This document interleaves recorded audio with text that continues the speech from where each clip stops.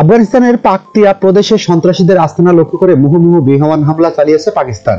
এতে নারী ও শিশু সহ অন্তত 15 জন নিহত হয়েছে।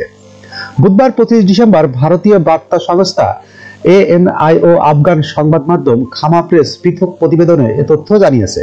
প্রতিবেদনে বলা হয়েছে, আফগানিস্তানের পাকতিয়া প্রদেশের বারমাল জেলাজর লামান সহ 7টি গ্রামকে লক্ষ্য করে মঙ্গলবার রাতে দফায় দফায় বিমান হামলা চালিয়েছে পাকিস্তানি সামরিক বাহিনী।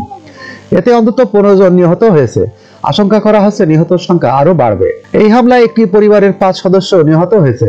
বারমালের মুরগো বাজার গ্রামটি ধ্বংস হয়ে গেছে।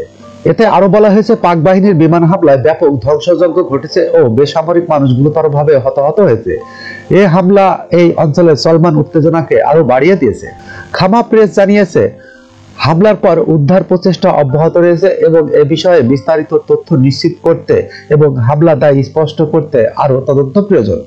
এদিকে পাকিস্তানের এই হামলার প্রতিশোধ দেওয়ার প্রতিশ্রুতি দিয়েছে তালেবানের প্রতিরক্ষা মন্ত্রণালয়।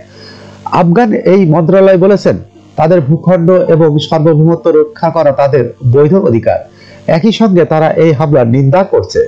এদিকে পাকিস্তান আনুষ্ঠানিকভাবে এই বিমান হামলার বিষয়টি নিশ্চিত করেনি। তবে দেশটির সামরিক বাহিনীর সূত্রগুলো জানিয়েছে, সীমান্তের কাছে তালেবানদের আস্তানাকে লক্ষ্য করে এই হামলা চালানো হয়েছে। যখনকার খবর তখনই দেখতে চোখ রাখুন সুন 24 টিভিতে।